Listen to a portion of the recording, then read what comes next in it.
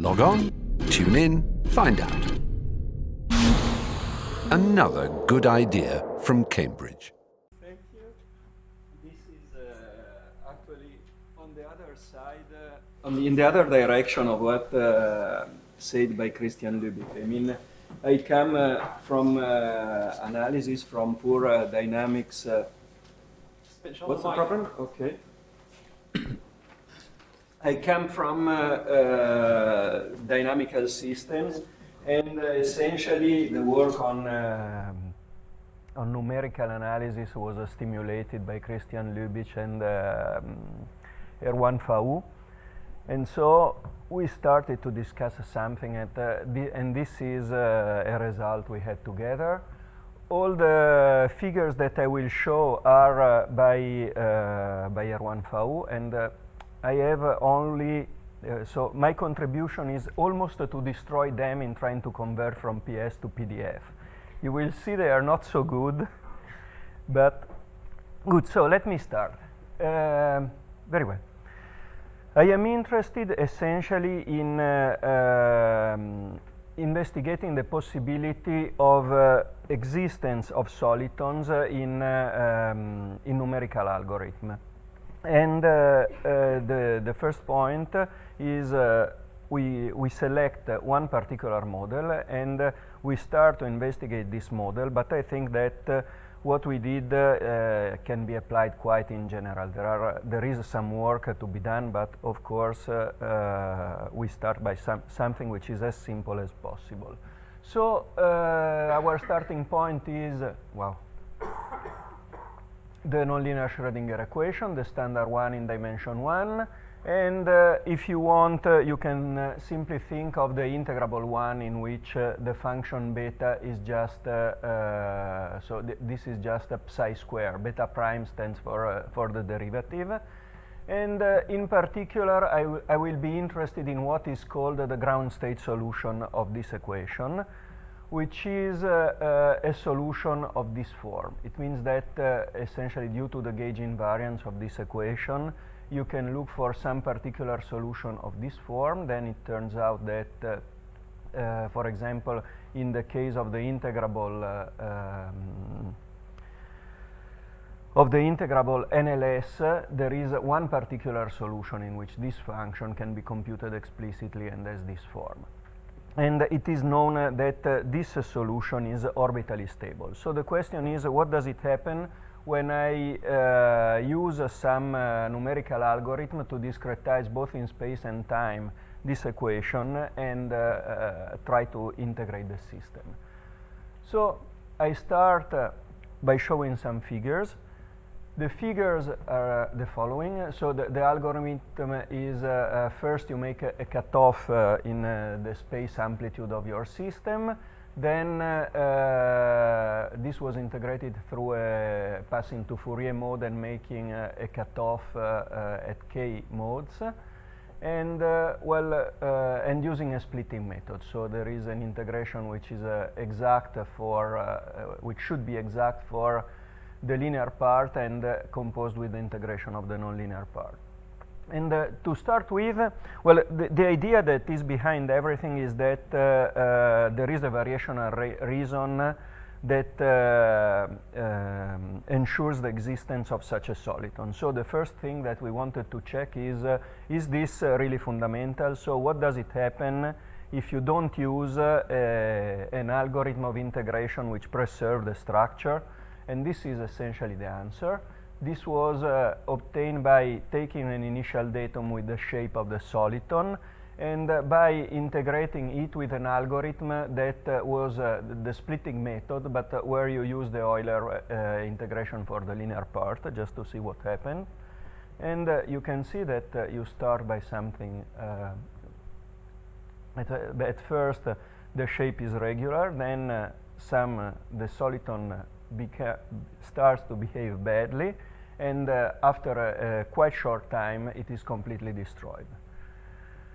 Then the second thing we wanted to investigate is essentially related to what are called the numerical resonances.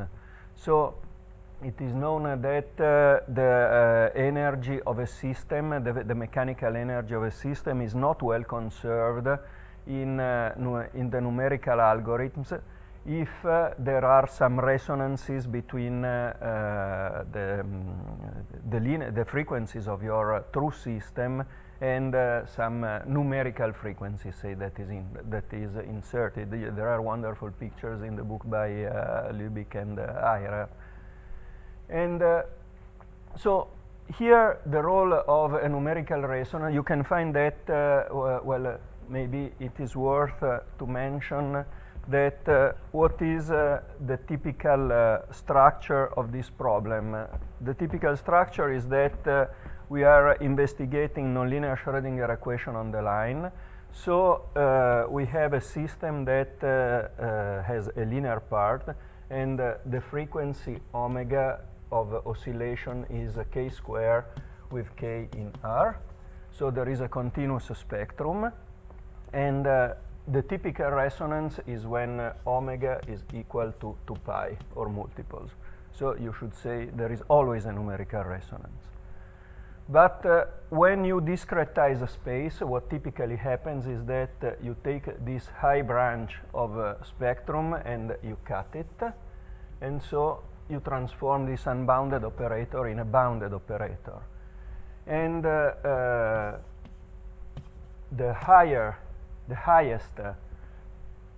highest frequency essentially is what has to be smaller, compared at least to 2 pi, in order to, excuse me, I forgot, there is here the integration step somewhere. I think it is here, the time integration step. And this gives rise to the fact that since the highest frequency is proportional to the inverse of the discretization parameter, that is what I called mu, so in this case it is what I called 1 over mu square, what one expects is that, maybe I already wrote the number, now it's not inside. Oh, the definition of this CFL number, okay, which is essentially the this number, which is tau over mu square, which gives the ratio between the time integration step and the discretization parameter, and which represents essentially well, we will see what it represents. And what one expects is that if this number is smaller than something, then the algorithm is stable, while if this number is above this something, then the algorithm is unstable. And this is what I will want to explain later. So this is a computation done with a large value of this number. You say that again the soliton starts to be stable, then there is some small noise coming up that comes actually from the interaction of high frequencies with the numerical algorithm, and then at the final issue is that this interaction finally destroys the soliton. And the last figure that I wanted to show is that one, that if you use a smaller integration step in order to reduce this number, then what happens is that the soliton is stable up to very, very long time. So this is taken at 1 million steps. And this is my last figure. So from now on, I would like to pass to the blackboard. Blackboard. Thank you.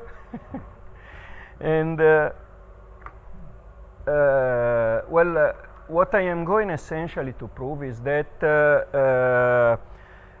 at least if you discretize in a suitable way and you integrate in a suitable way the nonlinear Schrödinger equation, then you construct an algorithm which possesses such a ground state, such a soliton, say, but not an exact soliton, because actually people which is familiar with geometric integration methods knows very well that a geometrical integrator has some approximate conserved quantity.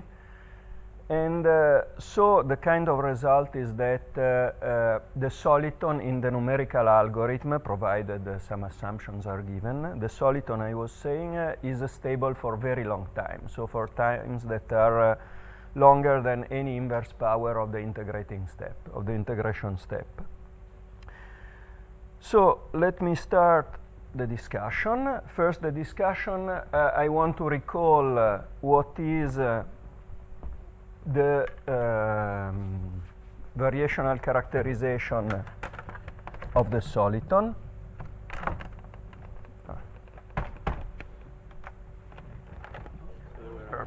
The other way. That's good.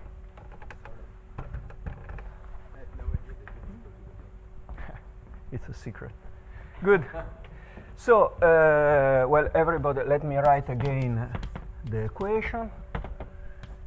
And this is, say, the standard Schrödinger equation, the focusing Schrödinger equation, and let's start. Let's stay on this integrable model for the moment. And x is a real variable, and everybody knows that this is an Hamiltonian system with an Hamiltonian function, which is the integral of cx squared. 1/2, no, not 1/2, minus modulus of psi 4 over 4 in the x.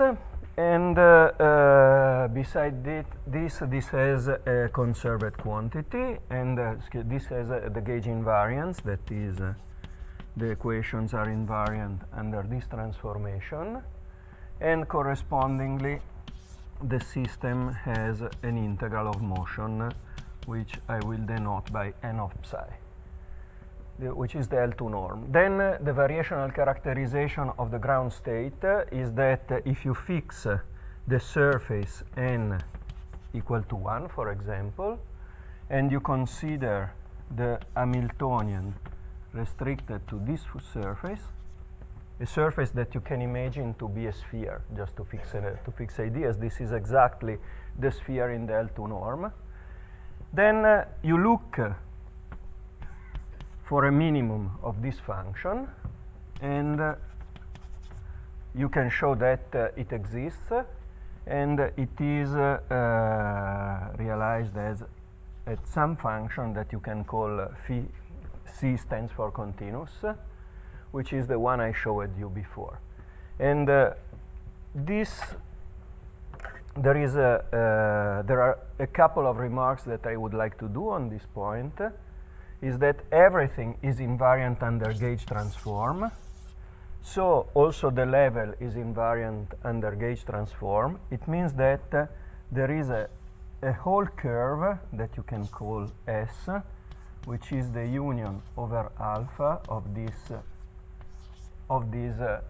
ground states, which is the minimum of your function. And there is one geometrical consideration more. Let me draw a picture. You can imagine this in the following way. This is the surface of constant L2 norm. Then you have your Hamiltonian function, which has a minimum somewhere, and a whole curve is invariant. This is your S.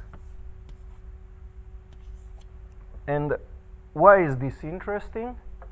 This is interesting because you can see that since both the Hamiltonian and the function defined in the sphere are constant of motion, then this orbit is stable, in the sense that if you start close to it, you can use the couple of functions as Lyapunov functions to show that if you are in this valley, you cannot climb up, and to prove orbital stability of this solution. So let me write for once what is the orbital stability. The orbital stability means that if you take an initial datum, psi 0, such that you take one function psi which is in this manifold. You take the closest one to the initial datum. So you take the inf over psi in S, and this is the initial datum. So if it is close, close to this manifold, then the same property holds for all times. So the sup over all times of this inf of the norm of psi of time minus psi is smaller than a constant times delta forever. So if you start close, you remain close forever. And this is essentially the key property we will always exploit. So let's start with numerical discussion. First, we discretize a space. And the space here, it is, then we can discuss why we discretize it in this way. We simply discretize by taking the values psi j of psi at points mu j with mu much smaller than 1. So evaluating at some points the psi and substituting the Laplacian by the discrete Laplacian with space in mu, which means that this at point j is minus 2 psi j plus psi j plus 1 plus psi j minus 1 divided by mu square.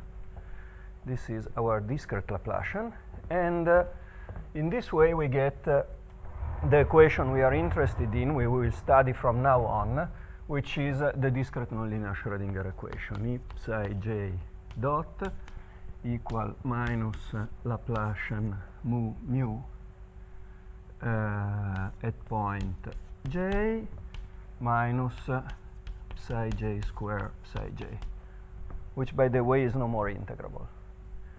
It is no more integrable, but it has beautiful properties as again. It has the gauge invariance.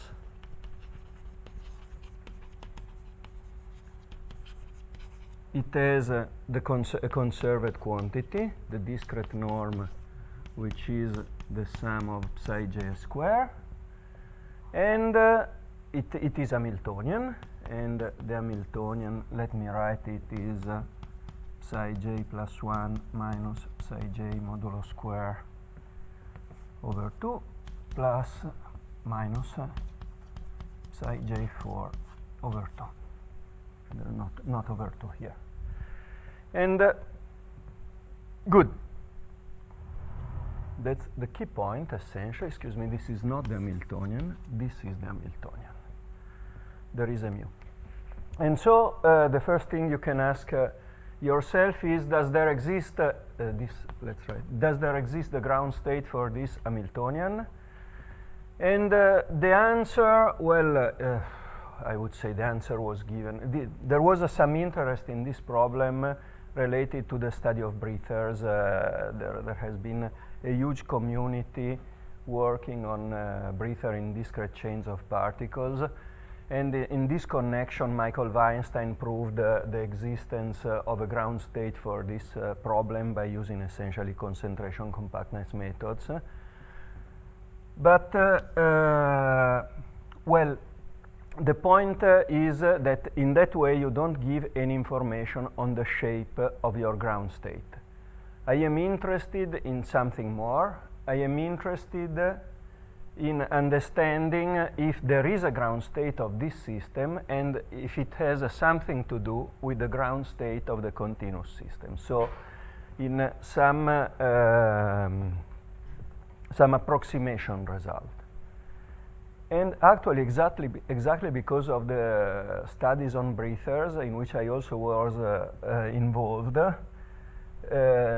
just last year with a collaborator, we did a result on this problem that I want to state, and that states exactly that this system, provided mu is small enough, has a ground state which is closer to the continuous one and which is non-degenerate. Excuse me, I forgot to mention that this minimum is known to be non-degenerate. This is essential. So essentially the result, let me remember what is the result. No, but I know what is the result. The result is that there exists a function, a sequence phi d that I will call D because of the discrete system J, which is the ground state of NLS, which has exactly all the previous properties, and which moreover has the following property. And I forgot to mention something. I forgot to mention that I want to say that this ground state is close to the continuous ground state. So first of all, I have to introduce what I mean by close. So, and this is a point where that will play a fundamental role in all the following of the discussion. Because well, maybe I will comment later. It is related to the fact that when you pass from the continuous to the discrete nonlinear Schrödinger equation, what typically happens is that if you compare the solutions, then the solutions of the discrete one are close to the solution of the continuous one, provided they are smooth enough.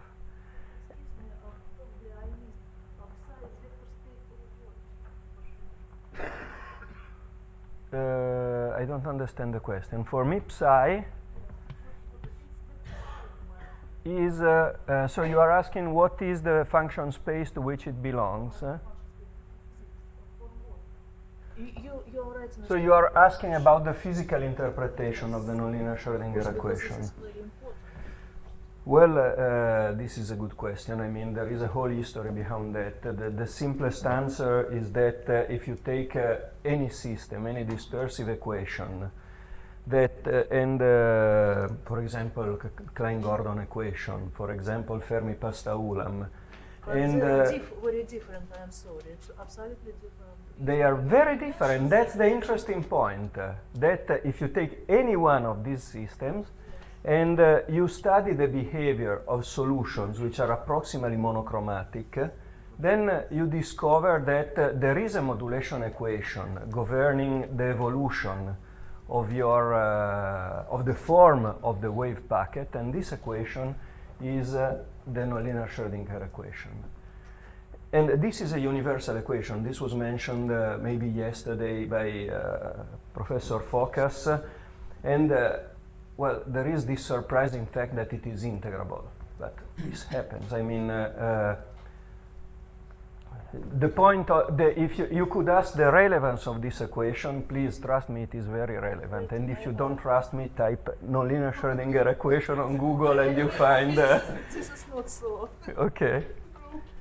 Anyway, in waveguides, for example, you have that the profile is governed by this equation. Good. So this is pure mathematical problem.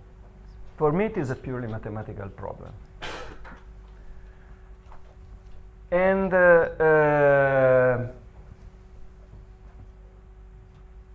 so let me go back to the discrete system. And I lost my way somehow. Okay, I was discussing the ground state. So what does it mean close? In order to say what it means close, you have to give me a norm measuring the distances. And well, when you have an Hamiltonian system with a quadratic part, it is quite natural to use the energy to measure the norm. And it turns out that here this is the good norm. And this is important because, well, I was mentioning that fact, excuse me, that if you compare the solution of a discrete system and the interpolating one, typically the error contains higher derivative of the interpolating function. And this is exactly the difficulty to overcome in this game. I don't want to control higher derivatives. And that's why the choice of the norm is important. And here I define a norm of a sequence psi j, which is exactly this I call E mu because it is the energy essentially, the Hamiltonian. It is the sum of psi j square plus the sum of psi j plus 1 minus psi j square over mu square.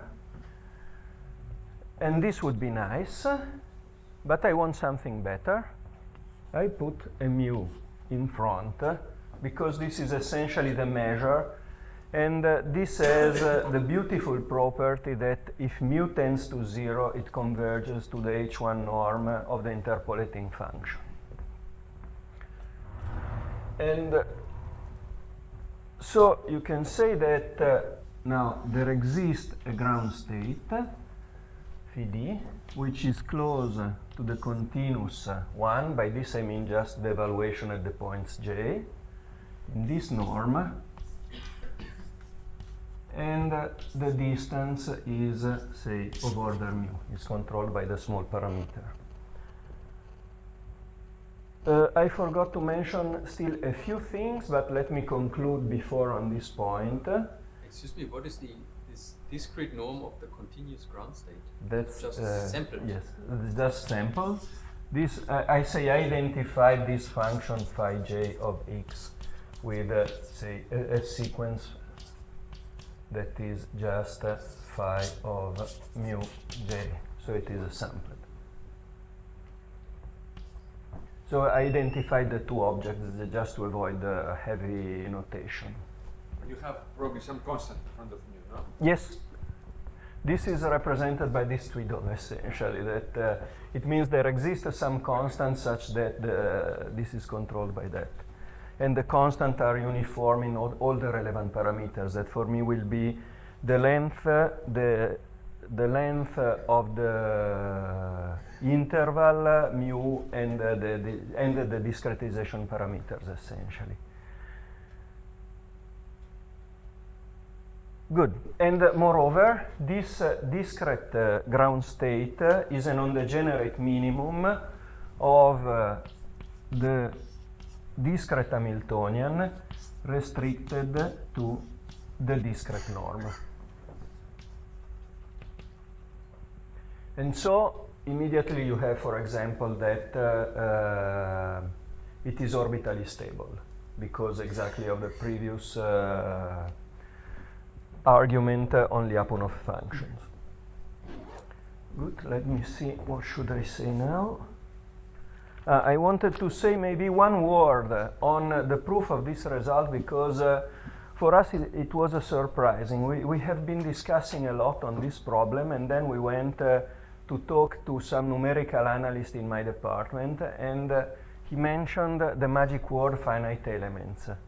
And so essentially this is the magic word for the proof of this result, because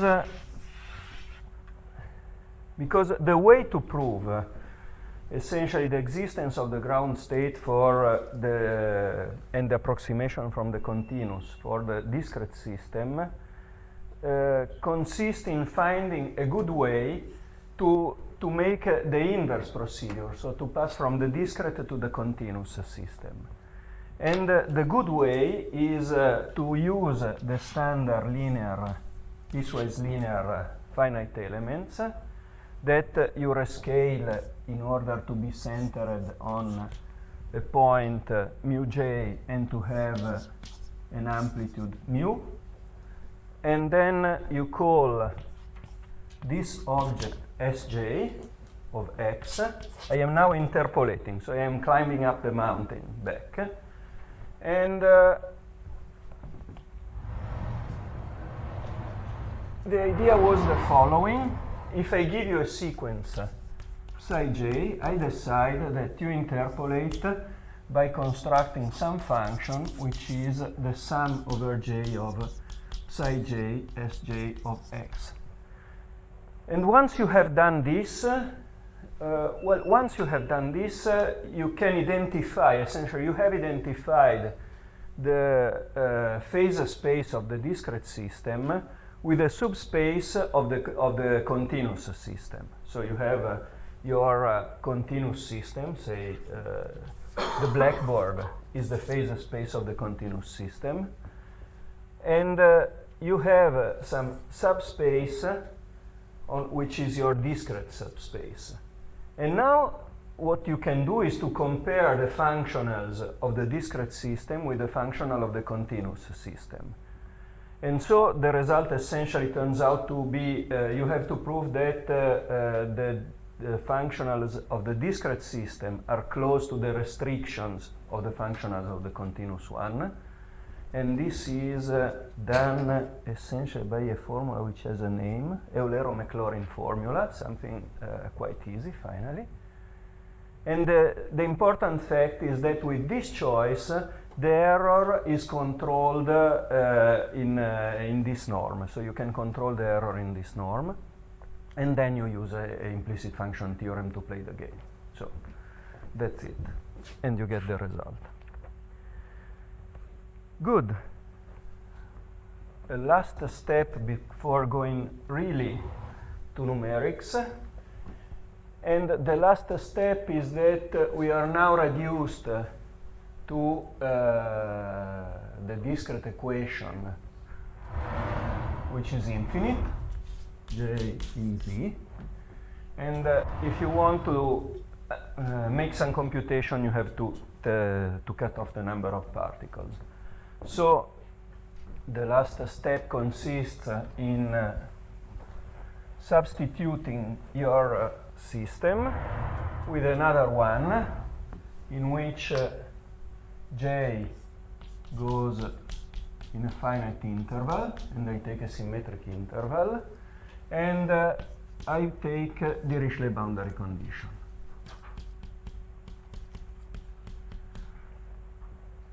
Excuse me, equal to 0.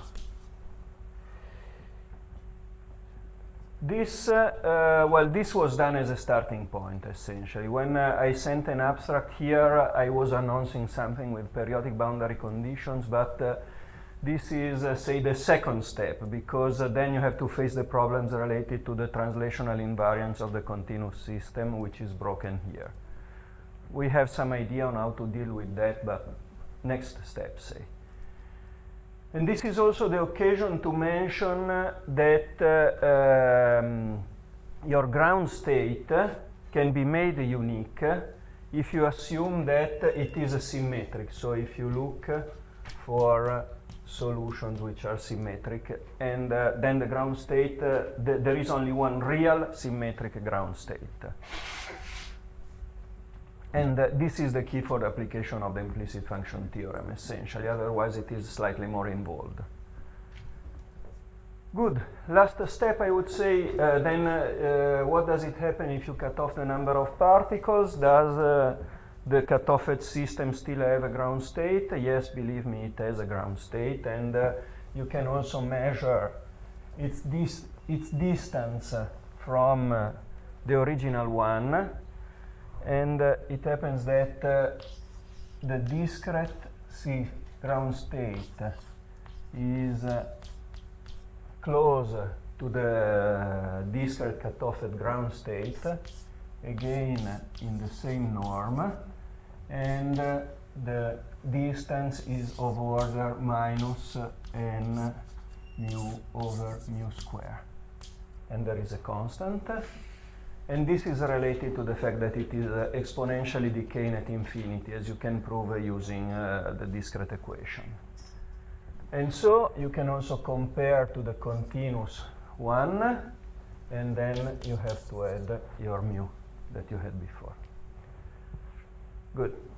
So we are reduced to this, that is a finite dimensional system of ODE, and which is Hamiltonian, has some invariance. And what I want to do is to integrate. And the integration, I investigate the investigation through a splitting algorithm, which means that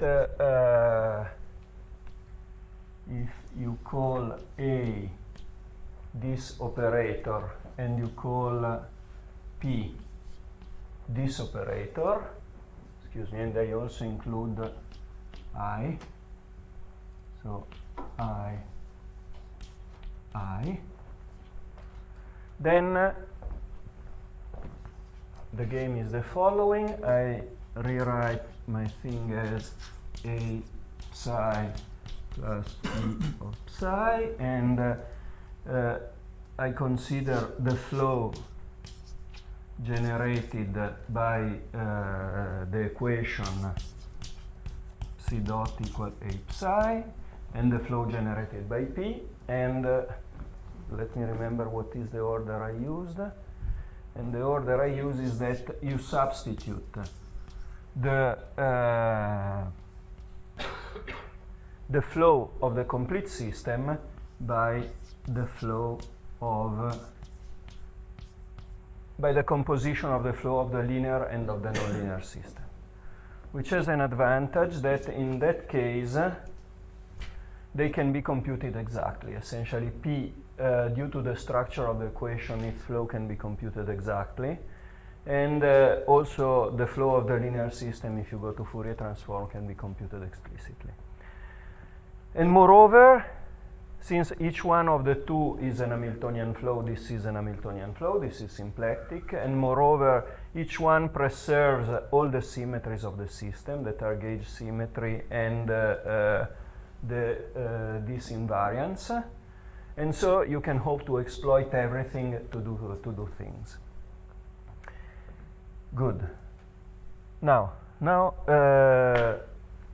I think that most of you is familiar with the ideas of geometric integration, and the idea is that if you have a map like that, then you want to look for some new vector field, which is Hamiltonian, say, possibly, such that this is equal to the time tau flow of this new Hamiltonian vector field. So you look for such an Hamiltonian vector field that plays the game. Actually,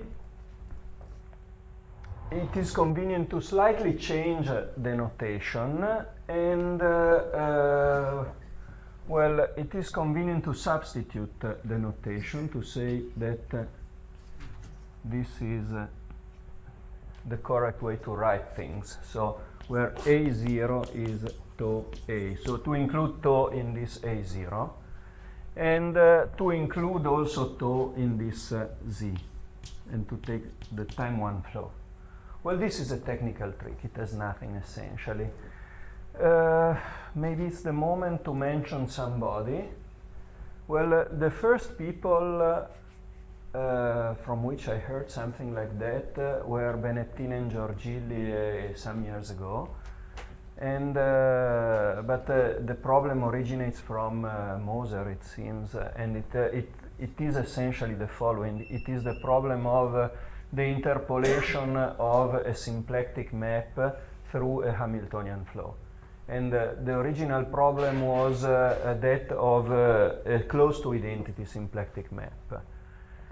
And now, in the moment where I change this notation is just because I don't want to interpolate a close to identity symplectic map, but I want to take as a reference system the linear one, and this allows to go higher in the spectrum, essentially.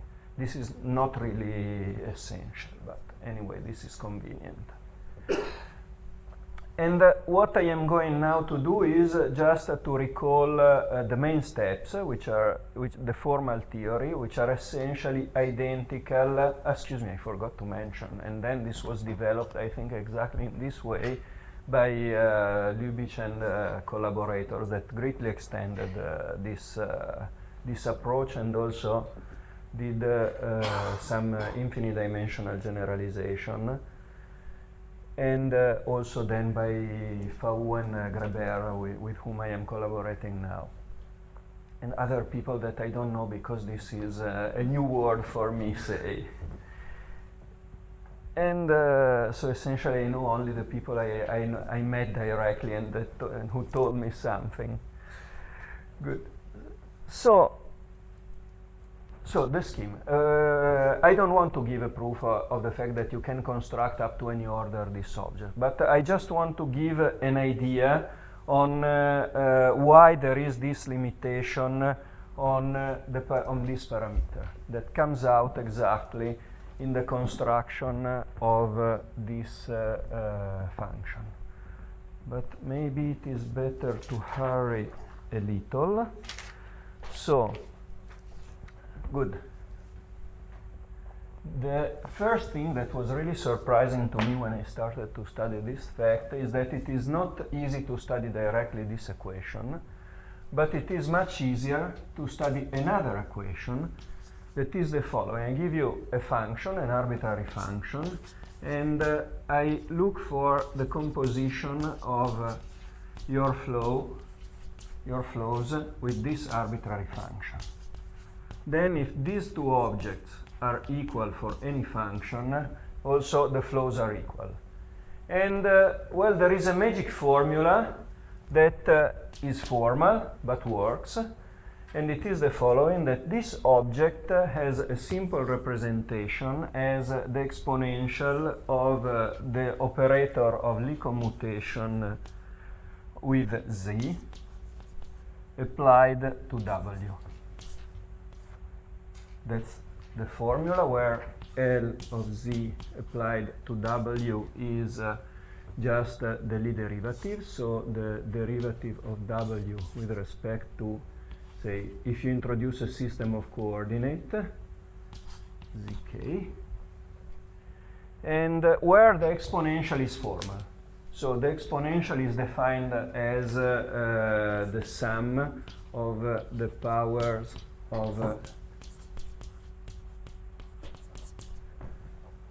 of this operator.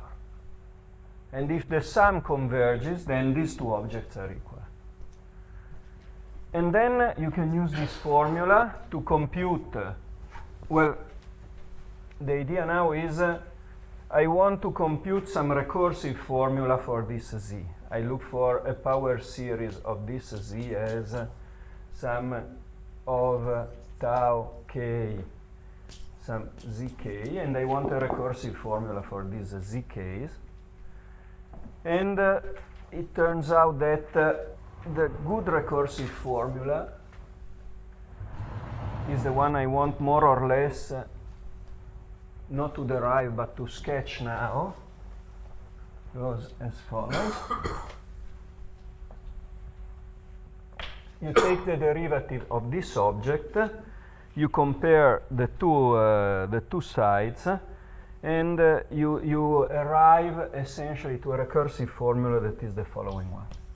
I will not make the computation. The sum over k bigger or equal to 0, 1 over k plus 1 add power k z of tau times z prime, where the operator add z applied to a vector field x is exactly the Lie bracket.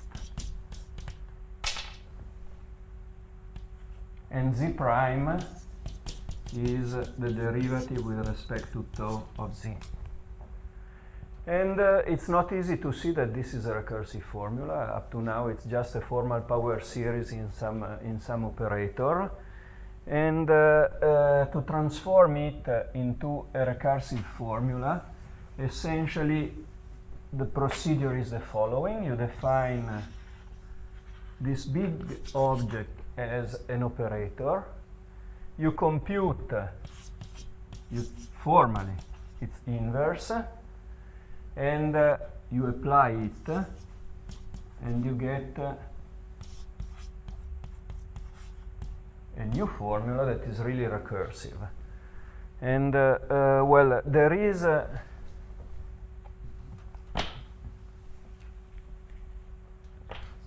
this is quite technical, so I try to sketch to skip the details, say.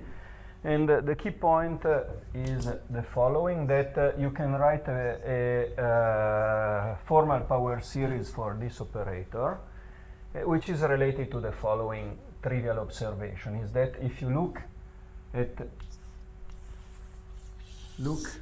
this object, this is a power series, and if you substitute this with some real number xk, you get that this is just the sum over k plus 1 factorial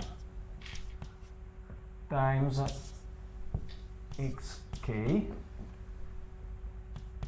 which is just x over e power x minus 1. And this is easy to invert. The inverse is e to the pi x minus 1 divided by x. This has a power series. This is an analytic function, which is some bk's over It is the other way around. it. It is the other way around. This sum is e to x minus 1 over You're right. x. It's the Once contrary. you get the Bernoulli And number. these are the Bernoulli number, exactly. bk over k factorial times xk. And this series, where bk are some numbers called Bernoulli numbers, that comes out from the Taylor expansion of this, you can define recursively. But the interesting fact is that this series is convergent provided x is smaller than 2 pi. So you can expect to work formally and to get a convergent power series for the inverse of this operator, as far as you have some limitation on the norm of this operator by 2 pi, essentially. And so this is the only point I want to discuss, essentially. What is the norm to be used to get this estimate, to show that this gives exactly that point. But I write one more equation.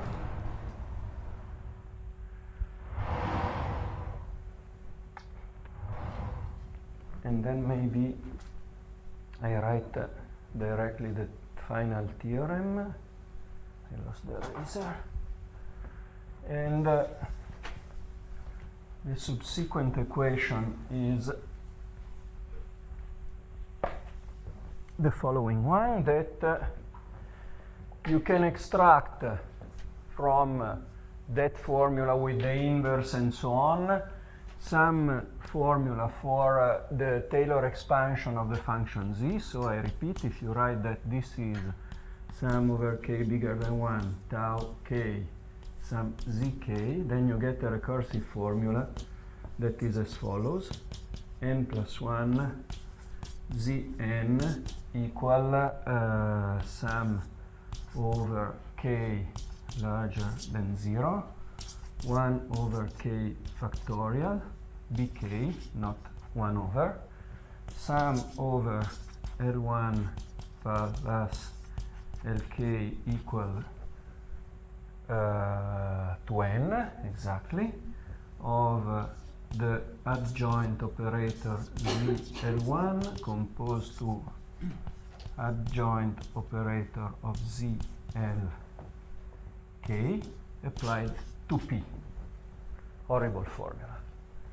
But if you take, for example, just n equal to 1, it boils down to z1 equal to sum over k larger than 0, same object, times the adjoint of p applied to, not p, of a0 applied to p. Because you have to choose the first step, and the first step is a0 equal to z0. That's the game.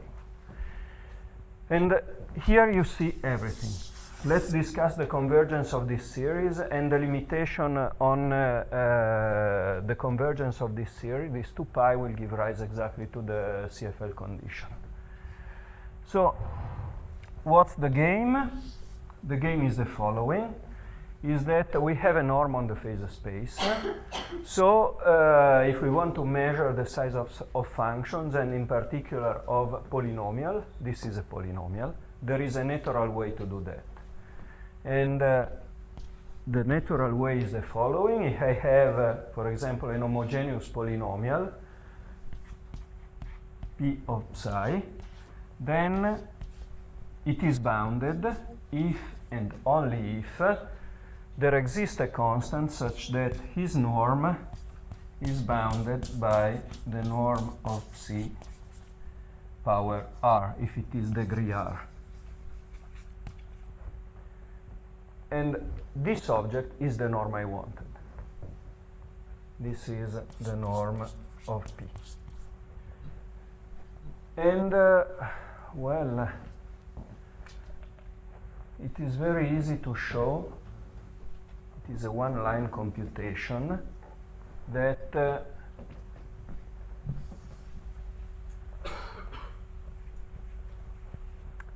if you now you have this operator add z0 that has to be applied to some object, say, which recursively you can show that if this is of degree r, all the terms are of degree r, here a k is missing, then the norm of this object is smaller or equal than the degree of this polynomial plus 1 times the norm of a0 times the norm of this x.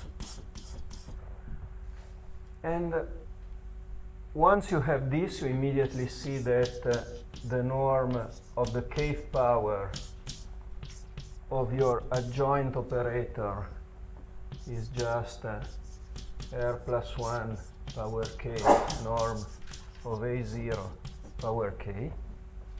And so you see that, times norm of x, a series of this object converges if and only if the series in which these objects are substituted by these objects is convergent.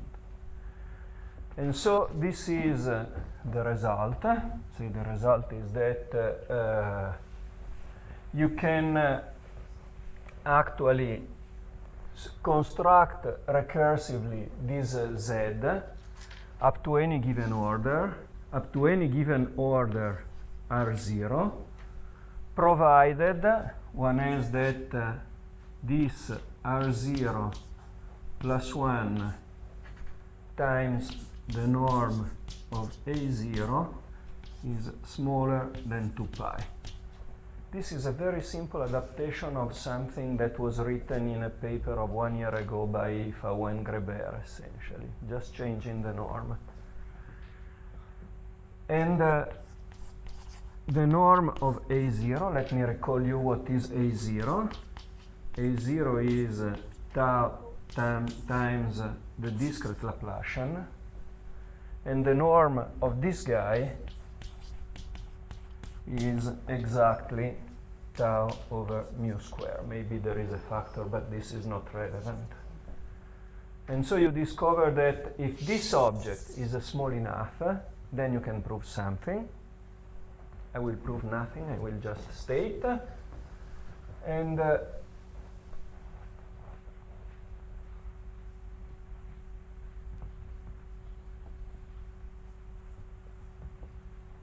but I prefer to read the statement. The statement is the following, that assume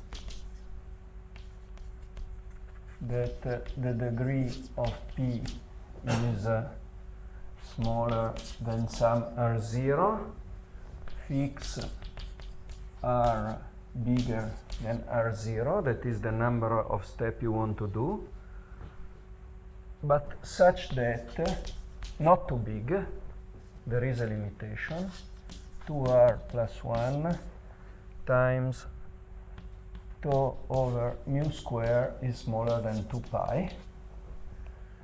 Then what is the result? Then there exists an Hamiltonian h tau,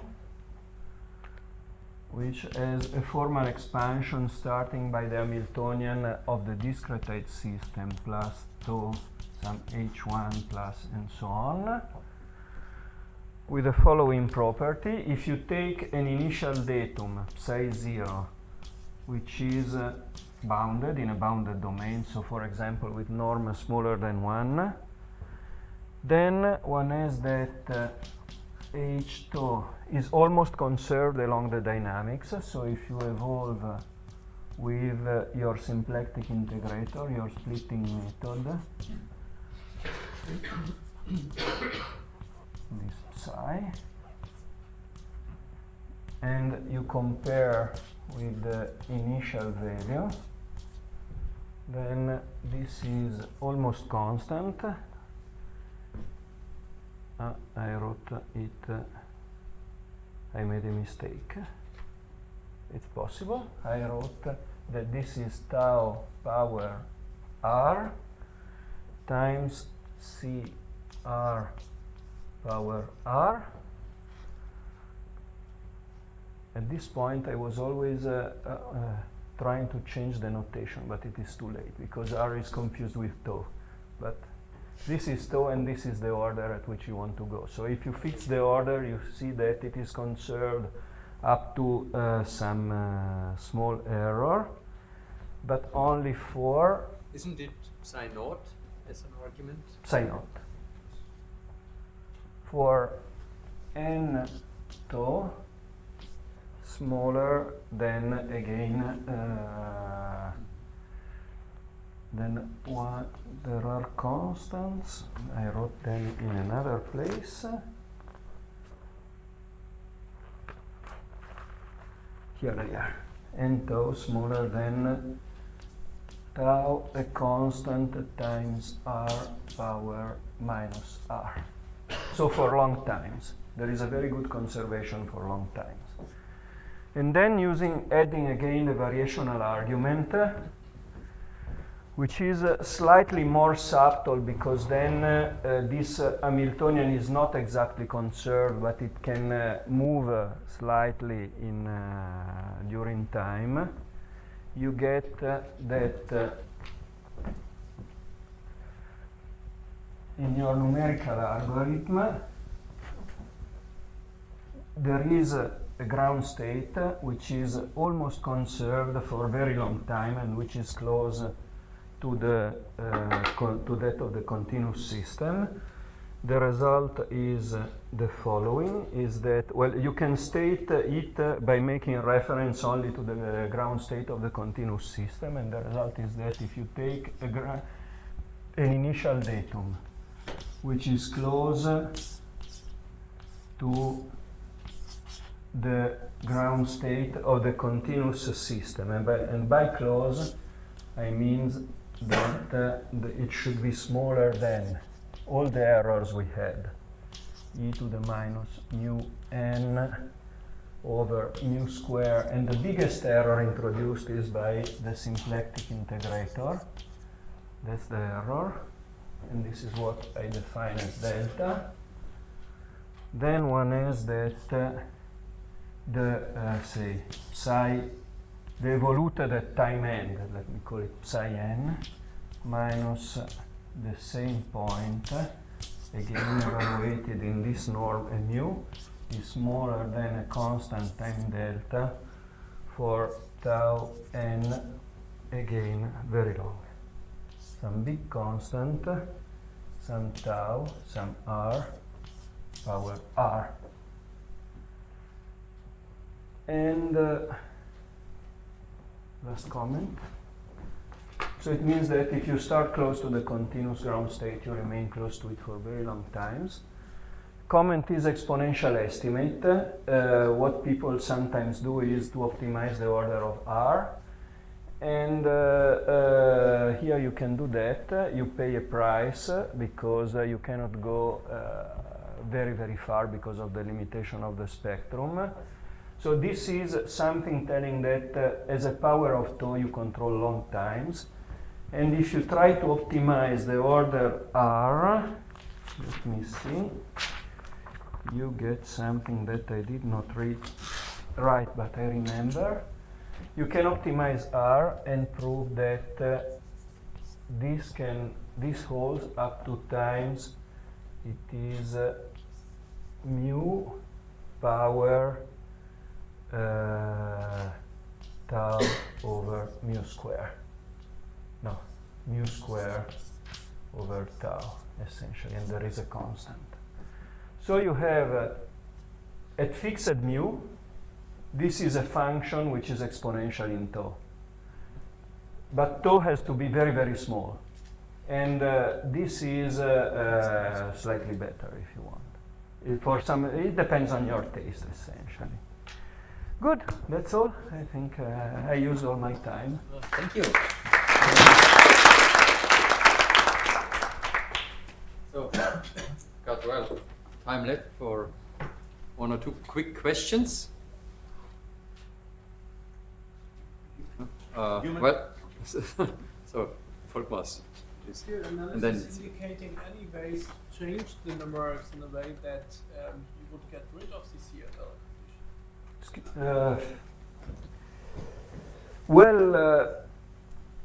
We discussed slightly this. The point is mainly related to the space discretization. Essentially, with this space discretization, what we are able to do is to get a result that does not depend on higher norms of the solutions. If you change the space discretization, and this is equivalent to what Erwan usually calls the midpoint discretization for time, which is very similar to what mentioned Andrew Stewart in describing the discretization of the wave equation. Essentially, you can cut off in a more efficient way the spectrum. And so you improve a lot this CFL condition.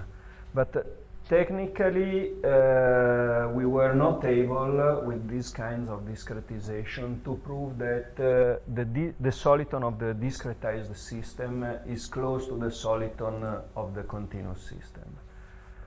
Well, we did not try seriously, say, but at least this simple method does not work. We were thinking of methods from semi-classical analysis, but one has really to work.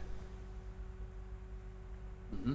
There was a second question? You emphasized several times the existence of this gauge transformation, but I missed it. Where did you use it? Here. Only there? Essentially,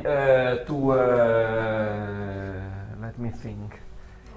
I don't use it only here. It is because this ensures to have an integral of motion, and also this gives the structure of the minimum, which is a curve.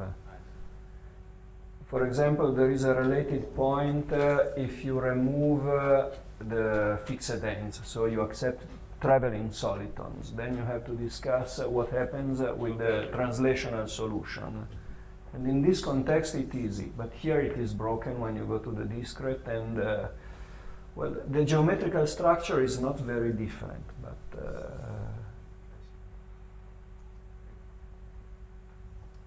Mm-hmm. Some more questions?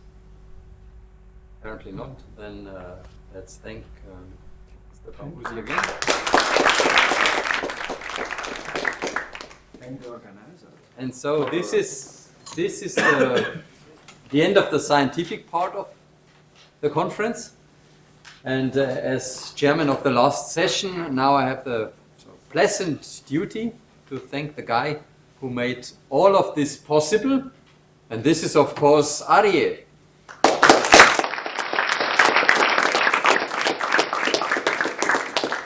Well, to be frank, when I first got the information that he was planning to organize such a conference in this European framework, I thought to myself, what a fool. Does he really want to get involved with this European science bureaucracy?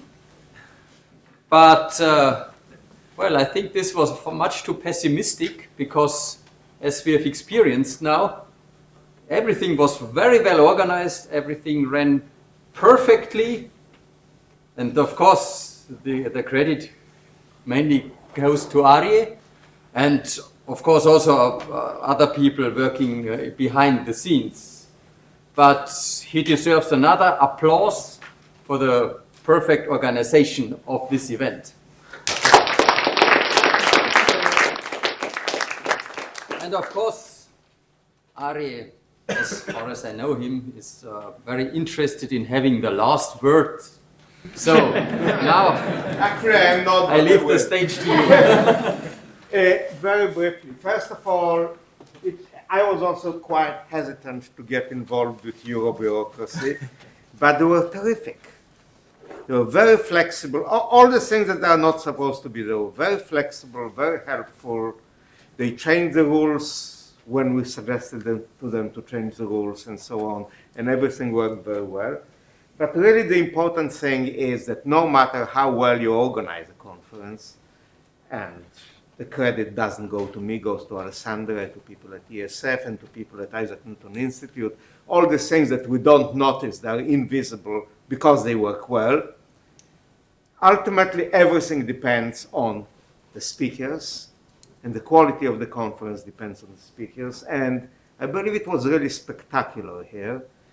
You know, I think it is to the credit of the community that we see the advance as it happens. Say 3 years ago, we had this half a year in this building, and since then there was so much advance, so many new things, so many people coming, both were involved originally with HOP and from outside, so to speak.